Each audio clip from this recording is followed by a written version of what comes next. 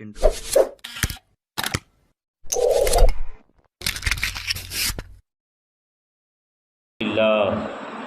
الحمدللہ الذی فضل سیدنا و مولانا محمدا صلی اللہ تعالی علیہ وسلم علی العالمین جميعا واقامہ یوم القیامۃ للمذنبین المتلوثین الخطائین الہالکین شفیعا وصلی اللہ تعالی وسلم وبارک علیہ وعلی کل من ہوا محبوب و مرضی لدیہ صلاۃ تبقى وتدوم بدوام الملک الحی القیوم ونشهد أن لا إله إلا الله وحده لا شريك له ونشهد أن سيدنا ومولانا محمدا عبده ورسوله بالهدى ودين الحق يرسله صلى الله تعالى عليه وسلم أما بعد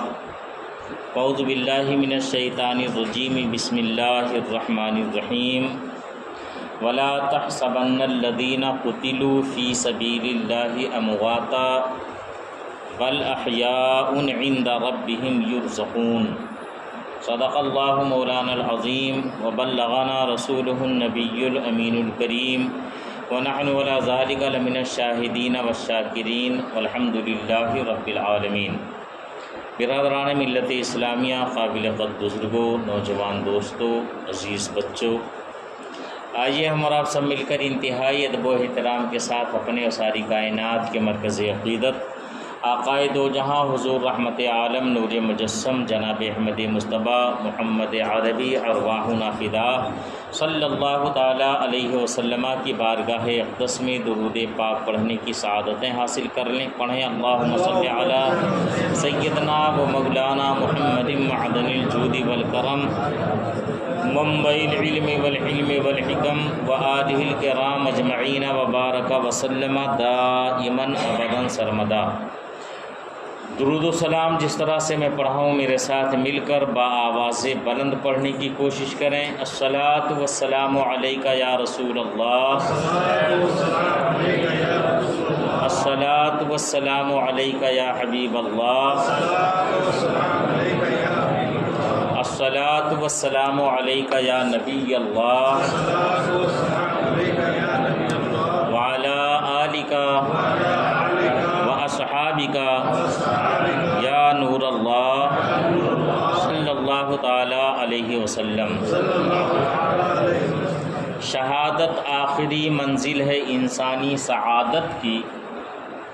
شہادت آخری منزل ہے انسانی سعادت کی، یہ وہ خوش قسمت ہے مل جائے جسے دولت شہادت کی، وہ خوش قسمت ہے مل جائے جنہیں دولت شہادت کی۔ شہادت پا کے ہستی زندہ جاوید ہوتی ہے،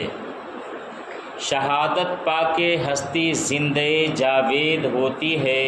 یہ رنگی شام صبح عید کی تمہید ہوتی ہے۔ مر کے ٹوٹا ہے کہیں سلسلہ قید حیات، فرق اتنا ہے کہ زنجیر بدل جاتی ہے۔ میرے جنازے پہ رونے والوں فریب میں ہو بغور دیکھو، مرا نہیں ہوں غم نبی میں لباس ہستی بدل گیا ہوں۔ میرے جنازے پہ رونے والوں فریب میں ہو بغور دیکھو، مرا نہیں ہوں غم نبی میں لباس ہستی بدل گیا ہوں۔ حضرات، اسلامی سال کا یہ پہلا مہینہ جس کی آج دوسری تاریخ ہے، یہ مہینہ آتے ہی ہم سب شہدائے کربلا کی بارگاہ میں خراج عقیدت پیش کرنے کے لیے بے قرار ہو جاتے ہیں، اور اہل بیت سے محبت کرنے والے جہاں جہاں رہتے ہیں ہر جگہ ان کی یاد میں محفلیں منعقد کی جاتی ہیں، شربت پلائے جاتے ہیں، کھچڑے اور دلیم بنا کر لوگوں میں تقسیم کیا جاتا ہے۔ ہر لمحہ محرم شریف کا خصوصیت کے ساتھ یہ پہلا عشرہ 1 تاریخ سے لے کر عاشورہ تک ان کی یاد منائی جاتی ہے اپنے اپنے اعتبار سے۔ شہادت کا مقام، شہادت کا مرتبہ انتہائی بلند و بالا۔ ایک جست میں بندے مومن زمین کی پستی سے ثریا کی بلندی تک پہنچ جاتا ہے، بس ایک جست میں۔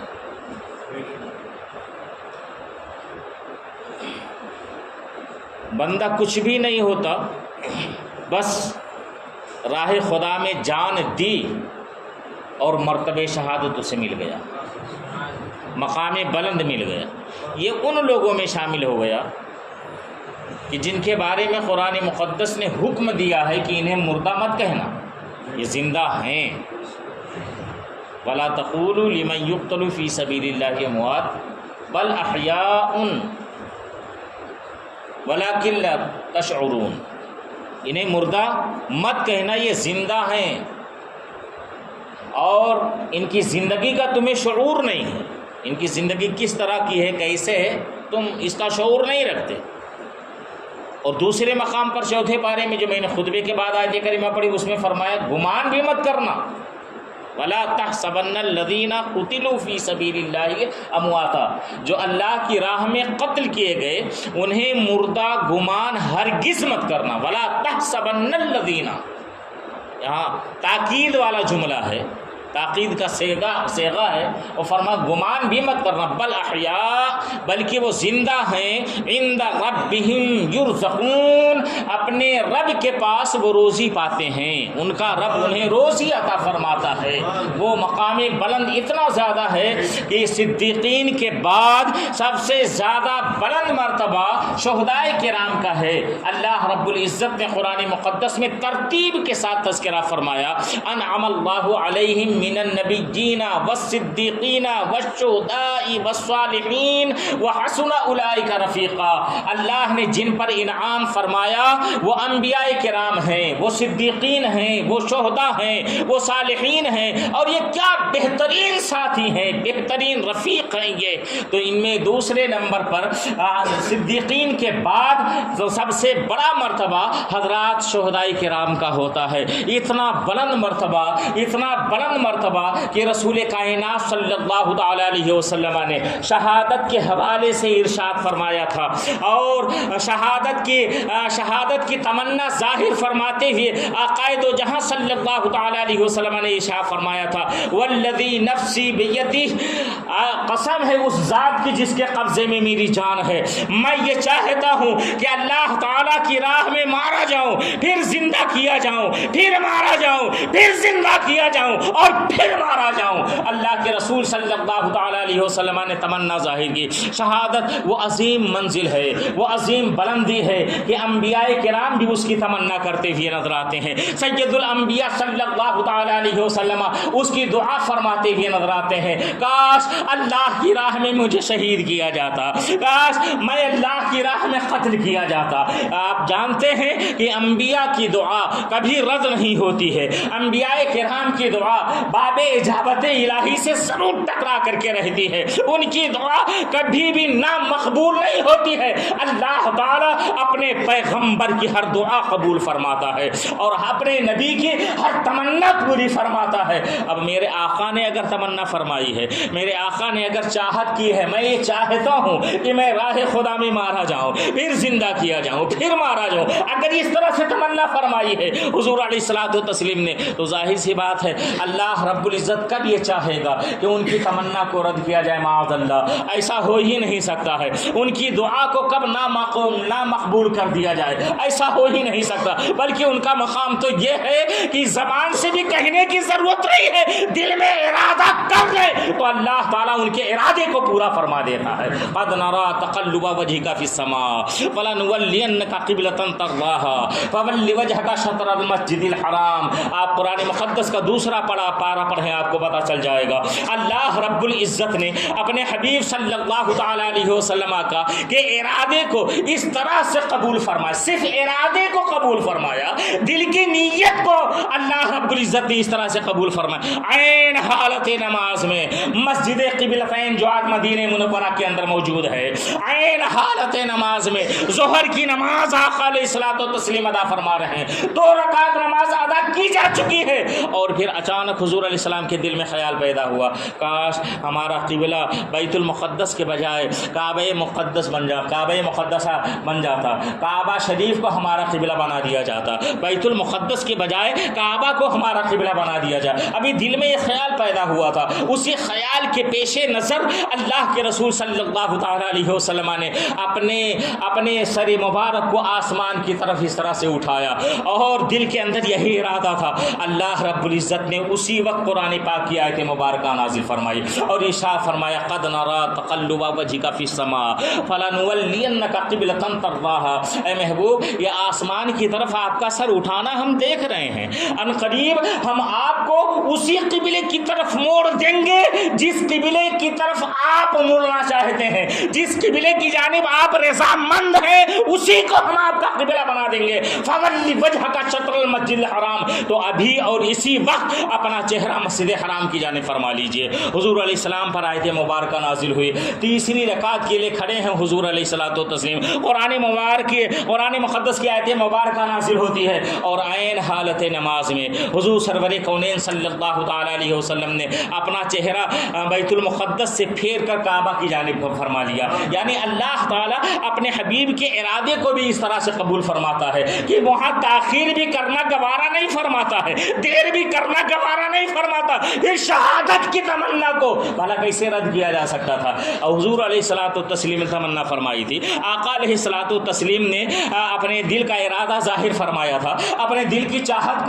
کو ظاہر فرمایا تھا, بھلا وہ کیسے رد کیا جاتا؟ لیکن اللہ کا یہ بھی تو ارشاد تھا, اللہ تعالیٰ نے تو یہ بھی تو ارشاد فرمایا تھا اپنے حبیب کے بارے میں, واللہ یعصمک من الناس. اے محبوب, لوگوں سے اللہ آپ کی حفاظت فرمانے والا ہے, آپ کی حفاظت اللہ تعالیٰ فرمائے گا. اب یہاں اللہ تعالیٰ نے حفاظت کا ذمہ بھی لے لیا ہے. کوئی بھی انسان رسول کائنات صلی اللہ تعالیٰ علیہ وسلم کو کوئی جانی نقصان نہیں پہنچا سکتا تھا, کوئی معاذ اللہ انہیں قتل نہیں کر سکتا تھا, اس لیے کہ اللہ تعالیٰ نے اپنی حفاظت کا پہرا بٹھا رکھا تھا, اللہ رب العزت نے اپنی نگرانی کا پہرا بٹھا رکھا تھا. اور شہادت کے لیے تو میدان کارزار میں قتل ہونا ضروری ہوتا ہے نا, شہادت کے لیے تو گردن کٹانا ضروری ہوتا ہے, شہادت کے لیے تو خنجر کا وار برداشت کرنا ضروری ہوتا ہے, اور اسی موقع پر جان دینا ضروری ہوتا ہے. ادھر تمنا بھی ہے اور ادھر اللہ رب العزت کا فیصلہ بھی ہے, آپ کی حفاظت فرمائے گا رب تعالیٰ. اب یہ تمنا پوری کرنی ہے, اللہ رب العزت کی حفاظت کا حق بھی ادا ہونا ہے اور حضور کی تمنا بھی پوری ہونی ہے. اس لیے اللہ رب العزت نے اپنے پیارے حبیب صلی اللہ تعالیٰ علیہ وسلم کی مقدس ذات کے 2 نمونے پیدا فرمائے, ایک کو حسن کہا جاتا ہے اور ایک کو حسین کہا جاتا ہے. یہ 2 نمونے اللہ رب العزت نے پیدا فرمائے. حضرت مولا کائنات رضی اللہ تعالیٰ عنہ ارشاد فرماتے ہیں, میرا بیٹا حسن رسول کائنات صلی اللہ تعالیٰ علیہ وسلم کے سینہ اقدس سے لے کر سر مبارک تک بالکل تشبیہ نظر آتا, مشبہ بالکل ہم شکل نظر آتا ہے. اور میرا بیٹا حسین سینہ اقدس سے لے کر کے پائے اقدس تک رسول کائنات صلی اللہ تعالیٰ علیہ وسلم کی مکمل تصویر نظر آتا تھا, مکمل تصویر نظر آتا ہے. اور اعلیٰ حضرت نے کیا خوب فرمایا, معدوم نہ تھا سایہ شاہ ثقلین, اس ذات کی جلوہ گاہ تھی ذات حسنین, اس ذات کی معدوم نہ تھا سایہ شاہ ثقلین. حضور علیہ السلام کے جسم مبارک کا سایہ جو نہیں پڑتا تھا تو گمان مت کرنا کہ وہ غائب ہو گیا تھا, وہ معدوم ہو گیا تھا. معدوم نہ تھا سایہ شاہ ثقلین, اس ذات کی جلوہ گاہ تھی ذات حسنین. تمثیل نے اس سایہ کے 2 حصے کیے, آدھے سے حسن بنے ہیں اور آدھے سے حسین. تمثیل نے اس سایہ کے دو حصے کیے، آدھے سے حسن بنے ہیں اور آدھے سے حسین، تو وہ حضور علیہ السلام کے مکمل دونوں کو ملا لیا جائے، دونوں نواسوں کو ملا لیا جائے تو مکمل تصویر رسول کائنات صلی اللہ تعالیٰ علیہ وسلم کی بن جائے، ہم شکل پیغمبر بن جائے، ہم شکل نبی بن جائے، دونوں نواسیں مل کر کے ہم شکل نبی ہیں، اللہ نے نمونہ بنا دیا۔ اب آقا علیہ الصلوۃ والتسلیم نے تمنا تو ظاہر فرمائی تھی اور شہادت کی تمنا ظاہر فرمائی تھی، اس کی ابتدا میدان احد میں ہو چکی تھی، یعنی حضور اس کی شروعات میدان احد میں ہو چکی تھی۔ آقا علیہ الصلوۃ والتسلیم کو زخمی کیا گیا، آپ کے دندان مبارک شہید ہوئے، آپ کے سر اقدس کو زخمی کیا گیا پتھر مار کر، اور لوہے کے ٹوپی کی کڑیاں حضور علیہ السلام کے سر اقدس میں اس قدر اندر تک چبھ گئی کہ حضرت ابو عبیدہ بن جراح رضی اللہ تعالیٰ عنہ نے جب اسے ہاتھ سے کھینچ کر نکالنا چاہا تو نہ نکال سکے، اپنے دانت سے پکڑ کر کھینچ کر نکالا تو سامنے کا دانت ان کا ٹوٹ گیا تھا، اس قدر اندر تک وہ لوہے کے ٹوپی کی کڑیاں اندر چلی گئی تھیں۔ شہادت کی ابتدا کا مرحلہ وہاں سے شروع ہوتا ہے، شہادت کی ابتدا وہاں سے ہوتی ہے، شروعات میدان احد سے ہوتی ہے۔ اور دوسری شہادت یاد رکھیں، دو قسم کی شہادتیں ہوتی ہیں، ایک کو شہادت سری کہا جاتا ہے اور ایک کو شہادت جہری کہا جاتا ہے۔ ایک ایسی شہادت جو چھپ جائے، ایک ایسی شہادت جو چھپ جائے، ایک ایسی شہادت جو پوشیدہ ہو جائے اور ایک ایسی شہادت جو مکمل طور پر ظاہر ہو جائے۔ اب آپ دونوں شہادتوں کو آپ ذرا دیکھیے، یہ دو طرح کی شہادتیں ہوتی ہیں نا، دو طرح کی شہادتیں ہوتی ہیں، ایک تو ایسی شہادت جو چھپ جائے اور ایک ایسی جو ظاہر ہو جائے، اور یہ دونوں شہادتوں کی ابتدا، ان دونوں شہادتوں کی ابتدا رسول کائنات صلی اللہ تعالیٰ علیہ وسلم کی مقدس ظاہری زندگی میں ہو چکی تھی۔ میدان احد کا معاملہ میں نے سنایا، وہاں شہادت جہری یعنی کھلی ہوئی شہادت کی ابتدا وہاں پر ہو گئی تھی، اور مقام خیبر پر شہادت سری کی ابتدا ہو چکی تھی، وہاں پر زہر دیا گیا تھا رسول کائنات صلی اللہ تعالیٰ علیہ وسلم کو، بکری کا گوشت پیش کیا گیا اور اس کے اندر زہر ملا دیا گیا۔ آقا علیہ الصلوۃ والتسلیم نے اس گوشت کو اپنے دانتوں پر رکھا تھا، اتنے میں گوشت کی بوٹی سے آواز آتی ہے، یا رسول اللہ آپ مجھے تناول مت فرمائیے، اس یہودیہ عورت نے میرے اندر زہر ملا دیا ہے، آپ اس کو تھوک دیجئے۔ حضور علیہ السلام نے اس کو تھوک دیا، مگر اور کچھ صحابہ کرام تھے جنہوں نے کھا لیا تھا، ان میں سے چند کی شہادت واقع ہو جاتی ہے، مگر چونکہ یہاں بھی اللہ کا فرمان تھا نا، واللہ یعصمک من الناس، اللہ لوگوں سے آپ کی حفاظت فرمائے گا، اس لیے حضور علیہ السلام کو اب یہاں شہادت سری بھی نہیں ہونی تھی نا، یہاں پر وصال تو ہونا نہیں تھا، اس لیے کہ اللہ کا فرمان تھا، آپ کی حفاظت اللہ فرمائے گا، آپ کی نگرانی اللہ فرما رہا، بلا یہ کیسے ہو سکتا ہے؟ اللہ کی نگرانی میں رہ کر، اللہ کی حفاظت میں رہ کر بھلا کوئی انہیں بزند کیسے پہنچا سکتا تھا، کوئی انہیں موت سے ہمکنار کیسے کر سکتا تھا؟ معاذ اللہ رب العالمین، ایسا ہو ہی نہیں سکتا تھا، مگر شہادت سری کی ابتدا یہاں پر ہو چکی تھی اور اس کی تکمیل بھی تو ہونی تھی۔ انبیاء کو اللہ تعالیٰ نے مختلف درجات عطا فرمائے، جتنے انبیاء کرام دنیا میں تشریف لائے ہر نبی کو اللہ نے مرتبہ عطا فرمایا، کمالات عطا فرمائے، ان تمام کمالات میں معجزہ بھی نبیوں کو اللہ رب العزت نے عطا فرمایا، اخلاق کی خوبیاں بھی اللہ تعالیٰ نے انبیاء کو عطا فرمایا، کسی کو شوکت و حکومت اللہ نے عطا فرمایا، کسی کو حسن و تمکنت اللہ نے عطا فرمایا، کسی کو ذبح و ایثار اللہ نے عطا فرمایا، کسی کو خلت اللہ رب العزت نے عطا فرمائی، کسی کو آدمیت اللہ نے عطا فرمائی، اور کسی کو رضا اللہ تعالیٰ نے عطا فرمائی، کسی کو صبر اللہ نے عطا فرمایا، اور کسی کو اللہ تعالیٰ نے شہادت جیسا عظیم مرتبہ عطا فرمایا۔ یہ انبیاء کرام میں ہوا ہے کہ نہیں ہوا ہے؟ حضرت یحییٰ علیہ السلام کو آپ دیکھ لیں، حضرت زکریا علیہ السلام کو آپ دیکھ لیں، شہادت کی منزل پر، اور شہادت بھی ایک کمال ہے، شہادت بھی ایک خوبی ہے، شہادت بھی ایک عظمت والا مقام ہے، تمام तमाम नबियों को अल्लाह ने जितने कमालात अता फरमाए, जितनी अज़मतें अता फरमाई, उन तमाम कमालात और अज़मतों को अगर जमा किया जाए तो एक ज़ाते मोहम्मद में सल्लल्लाहु तआला अलैहि वसल्लम वो तमाम अज़मतें आपको नजर आएंगी। यहाँ अखलाक भी नजर आएगा, यहाँ ज़ब्ह ईसार भी नजर आएगा, यहाँ सब्र भी नजर आएगा, यहाँ सुलेमानी शौकत भी नजर आएगी, यहाँ हजरत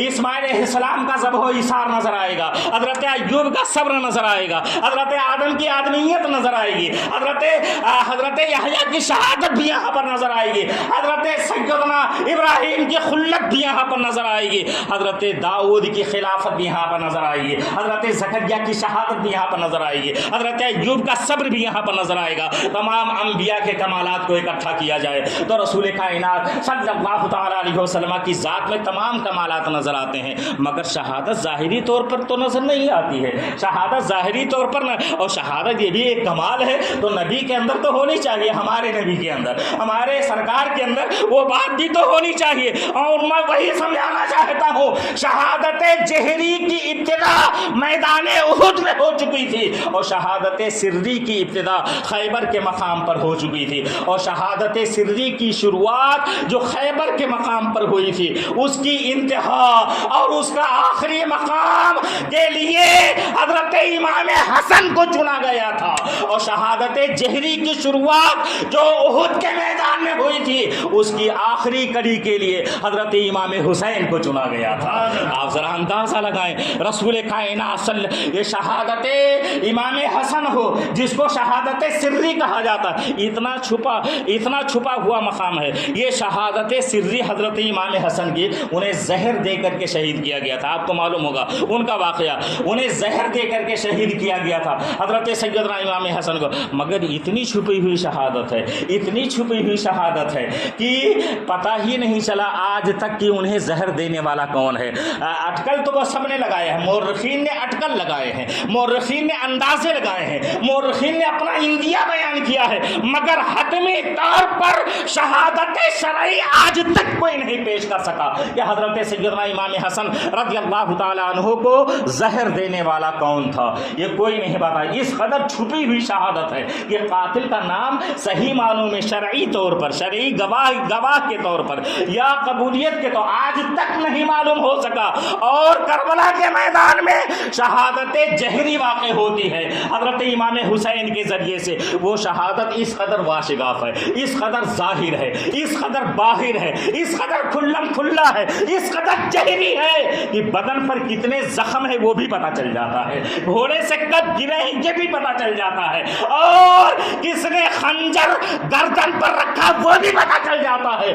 और जिसने गर्दन को अपने तने अक़दस से जुदा किया है वो उसके बारे में पता चल जाता है। पता चला ये रसूल कायन शहादत इमाम हसन और शहादत इमाम हुसैन, ये रसूल कायनात सल्लल्लाहु ताला अलैहि वसल्लम की सीरत के दो पहलू हैं। वहाँ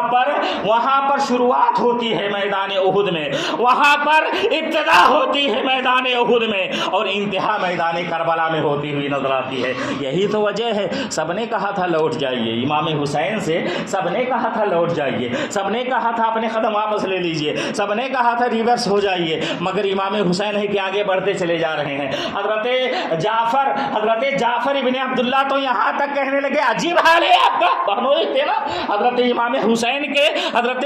सैयदा ज़ैनब रज़ियल्लाहु ताला अन्हा। इस मुक़द्दस खातून का नाम जब जब हमारी ज़बान पर आता है हमारी आंखें नम हो जाती हैं, हमारा दिल झुक जाता है इनकी बारगाह में सलामी पेश करने के लिए। ये वाहिद खातून है अहले बैत किराम की, जिन्होंने करबला की तमाम मुसीबतों को बर्दाश्त किया है, जिन्होंने नौनिहालाने अहले बैत को ढारस बढ़ाई है, तसल्ली दी है, और फिर करबला के मैदान से लेकर के कूफा की सरजमीन तक इन्होंने तमाम अहले बैत किराम की क़यादत फरमाई है। कूफा के बाजार में हजरत सैयदा ज़ैनब रज़ियल्लाहु ताला अन्हा की तकरीर आज भी किताबों के अंदर मौजूद है, जिसको पढ़ने के बाद या जिसको सुनने के बाद कलेजा फट जाता है। एक संग दिल इंसान भी, एक पत्थर जैसा दिल रखने वाला इंसान भी मोम की तरह पिघलता हुआ नजर आता है। हजरत सैयदा ज़ैनब रज़ियल्लाहु ताला अन्हा के शौहरे नामदार हैं ये जनाब अब्दुल्ला इब्ने जाफर रज़ियल्लाहु ताला। ये बाज़ाब्ता आते हैं मक्के سے باہر نکل جانے کے بعد یہ آتے ہیں اور یہ یہاں تک کہہ دیتے ہیں عجیب معاملہ ہے آپ کا.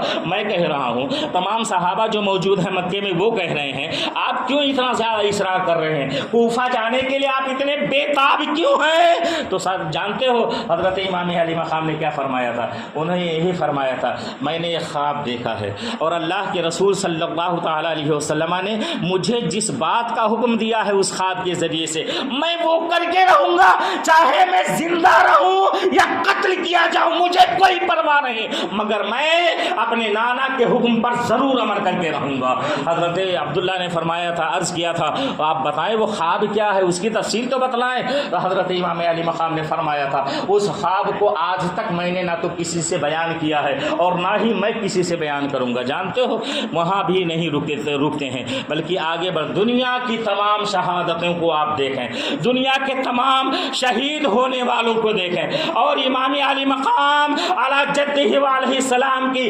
شہادت کے مرتبے کو آپ دیکھیں تو جہاں بہت سارے فرق نظر آئیں گے وہاں ایک بنیادی فرق یہ بھی نظر آئے گا, یہ دنیا کا ہر شہید قتل ہونے کے بعد شہید کہلاتا ہے, قتل ہونے کے بعد اس کی شہادت کا شہرہ ہوتا ہے, قتل ہونے کے بعد اس کی شہادت شہرت پذیر ہوتی ہے, قتل ہونے کے بعد اس کی شہادت کا چرچا ہوتا ہے. مگر امام حسین کی شہادت کا عجیب معاملہ ہے, ابھی بچپنے کا عالم ہے, شہید 50 سال کے بعد ہونے والے ہیں مگر آج ہی سے ان کی شہادت کا شہرہ ہو چکا ہے, آج ہی سے ان کی شہادت کا چرچا ہو رہا ہے. یا ہم نے رسول کائنات صلی اللہ تعالی علیہ وسلم کا فرمان نہیں سنا ہے؟ ام الفضل حضرت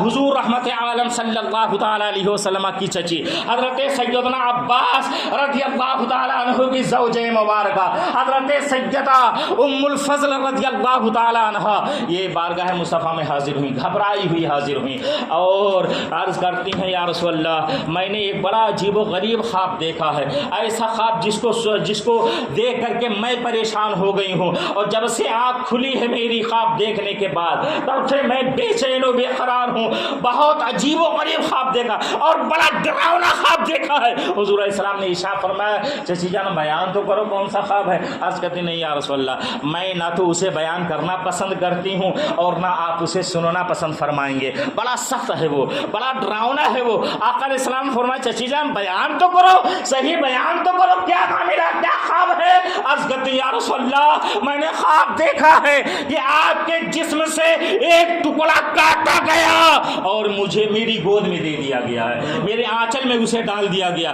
حضور رحمت عالم صلی اللہ تعالی علیہ وسلم مسکرانے لگے اور ارشاد فرمائے چچی جان مبارک ہو, میری بیٹی فاطمہ کے یہاں بیٹا پیدا ہوگا جو تمہیں گود میں دیا جائے گا, تمہاری آغوش میں دیا جائے گا اور اس کے بعد حضرت سیدنا امام حسین رضی اللہ تعالی عنہ کی ولادت ہوتی ہے. حضرت سرکار امام حسین علی جدہ علیہ السلام تولد ہوتے ہیں, ان کی پیدائش ہوتی ہے. ان کی پیدائش کے کچھ دنوں کے بعد یا چند مہینوں کے بعد حضرت سیدہ ام الفضل رضی اللہ تعالیٰ عنہ انہی کے گود میں دیے گئے تھے نا, وہی تربیت فرما رہی تھیں. یہ بڑی بوڑھی تھی, خاندان کی بڑی بوڑھی خواتین میں ان کا شمار ہوتا تھا. یہ حضور کی چچی تھیں. آپ ذرا اندازہ لگائیں اس لحاظ سے حضرت سیدہ فاطمہ الزہرا رضی اللہ تعالیٰ عنہا کی نانی یہ لگیں گی, چچا زاد یہ نانی لگیں گی, جن کی گود میں دیے گئے تھے حضرت امام حسین. لے کر آئیں ایک بار بارگاہ رسالت میں, حضور علیہ السلام کی گود میں دے دیا حضرت امام حسین کو اور یہ کسی دوسری طرف متوجہ ہو گئے, کوئی دوسرا کام کرنے لگے.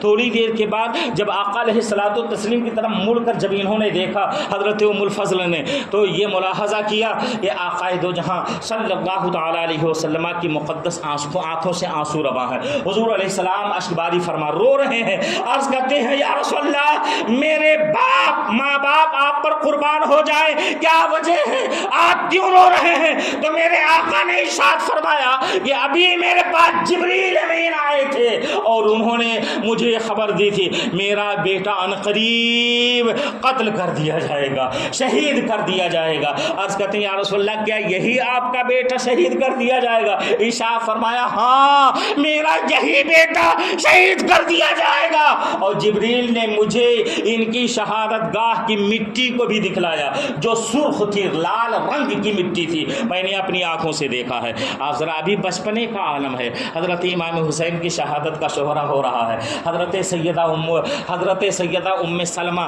رضی اللہ تعالیٰ عنہ روایت فرماتی ہیں رسول کائنات صلی اللہ تعالیٰ علیہ وسلم میرے گھر میں تشریف فرما تھے اور ہمارے سامنے حسن و حسین دونوں کھیل رہے تھے. حضرت ام سلمہ ام المومنین ہے فرماتے ہیں ہمارے سامنے حسن و حسین کھیل رہے تھے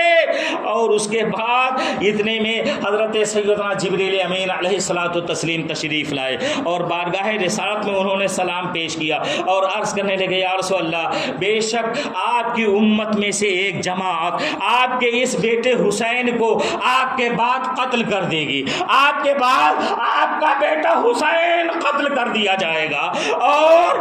وہاں سے حضرت ام سلمہ فرماتی ہیں وہاں کی مٹی قتل گاہ امام حسین کی مٹی لا کر کے حضرت جبریل امین نے حضور علیہ الصلوۃ والتسلیم کو عطا فرمائی اور آقا علیہ الصلوۃ والتسلیم نے حضرت ام سلمہ فرماتی ہیں کہ وہ مجھے وہ مٹی عطا فرمائی اور ارشاد فرمایا ام سلمہ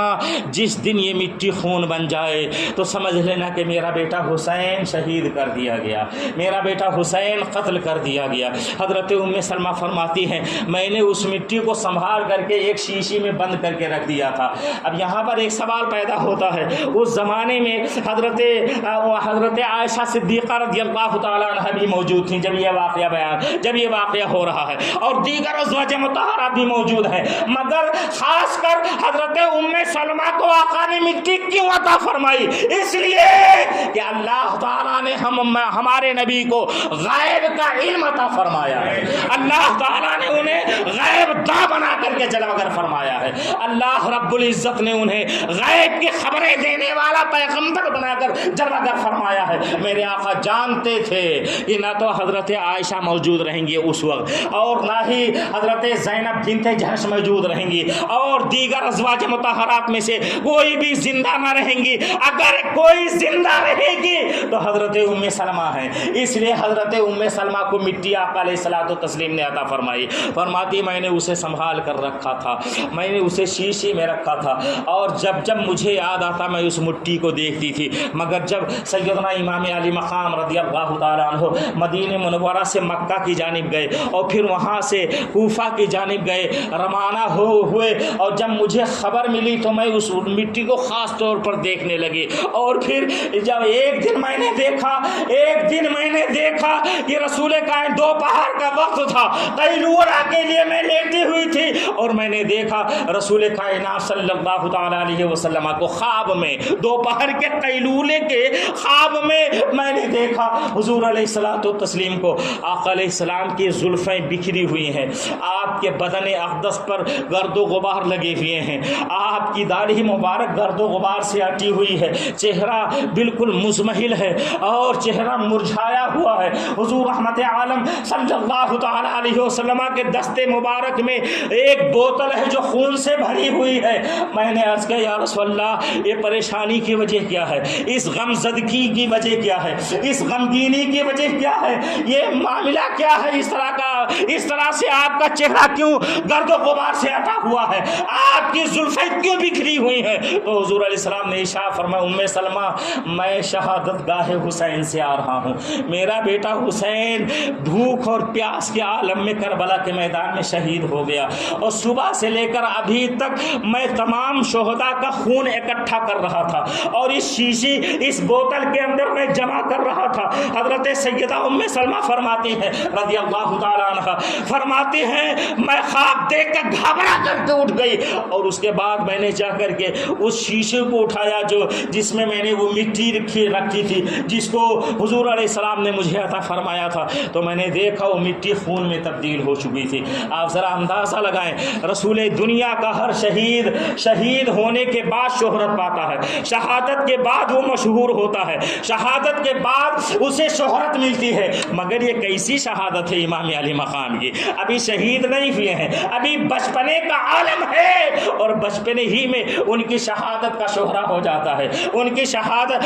شہادت کی شہرت ہو جاتی ہے اور ظاہر ہو جاتا ہے. یہ شہادت کوئی عام شہادت نہیں ہے, اس لیے یہ شہادت کوئی تنہا امام حسین کی شہادت نہیں تھی بلکہ عالم خیال میں, عالم تمثالی کے عالم میں یہ شہادت رسول کائنات صلی اللہ تعالی علیہ وسلم کی شہادت جہری کی انتہا انتہا تھی، سیرت رسول کا ایک بات تھی یہ شہادت۔ اس لیے اس شہادت کو جتنا شہرہ حاصل ہوا، جتنی زیادہ شہرت حاصل ہوئی، جتنی زیادہ مقبولیت حاصل ہوئی، آج تک کسی شہید کو اتنی مقبولیت حاصل نہیں ہوئی، آج تک کسی شہادت کو اتنی زیادہ مقبولیت نہیں حاصل ہوئی۔ حضرت آدم علیہ الصلوۃ والتسلیم سے لے کر کے آج تک لاکھوں کروڑوں لاکھوں کی تعداد میں مسلمان شہید ہوئے ہیں، جن میں انبیاء کرام بھی ہیں، صحابہ کرام بھی ہیں، بڑے بڑے اولیاء کرام بھی ہیں شہادت پانے والوں میں۔ مگر بتاؤ کیا اتنی شہرت کسی کی شہادت کو ملی ہے؟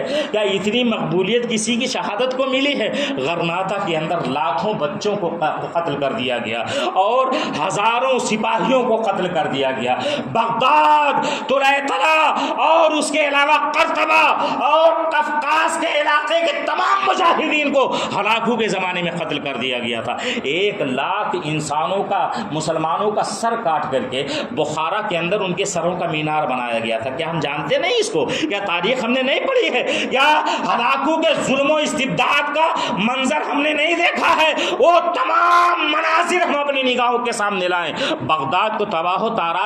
و برباد کر دیا گیا، تخت و تاراج کر دیا گیا بغداد کو۔ بغداد کی نالیوں میں ہلاکو کے زمانے میں پانی نہیں بلکہ مسلمانوں کا خون بہ رہا تھا۔ 1 مہینے تک دریائے دجلہ خونین بن کر کے بہتا رہا۔ مگر بتاؤ کیا ان کی شہادتوں کا ذکر کیا جاتا ہے؟ کیا ان کی شہادت، جو مسلمان شہید ہوئے تھے اس زمانے میں، کیا ان کی شہادت کا معاملہ اس قدر شہرت پانے والا ہے کہ ان کا ذکر کیا جائے یا اس کے لیے محفلیں منعقد کی جائے؟ نہیں، ایسا نہیں ہے۔ بڑے بڑے لوگ شہید ہوئے ہیں۔ صحابہ کرام نے جنگ یمامہ میں ایسے حضرات شہید ہوئے جو حافظ قرآن بھی تھے صحابہ کرام میں، مگر پھر بھی وہ شہرت نہیں ملی ہے، وہ شہرت کا معاملہ نظر نہیں آتا ہے، وہ ناموری کا معاملہ کہیں پر نظر نہیں آتا ہے جو حضرت امام حسین کی شہادت کو نظر آتا ہے۔ جانتے ہو اس کی وجہ یہی ہے، یہ رسول کائنات صلی اللہ تعالی علیہ وسلم کی شہادت جہری ہے جو میدان کربلا میں واقع ہوئی ہے۔ یہ باب سیرت رسول کا، ابواب سیرت رسول کا ایک حسین باب ہے یا ایک خونین باب ہے جو آج تک یاد رکھا گیا اور صبح قیامت تک یاد رکھا جائے گا، اور ہر مسلمان یہ کہتا ہوا نظر آئے گا کہ قتل حسین اصل میں مرگ یزید ہے، اسلام زندہ ہوتا ہے ہر کربلا کے بعد۔ وما علینا الا البلاغ۔ السلام علیکم۔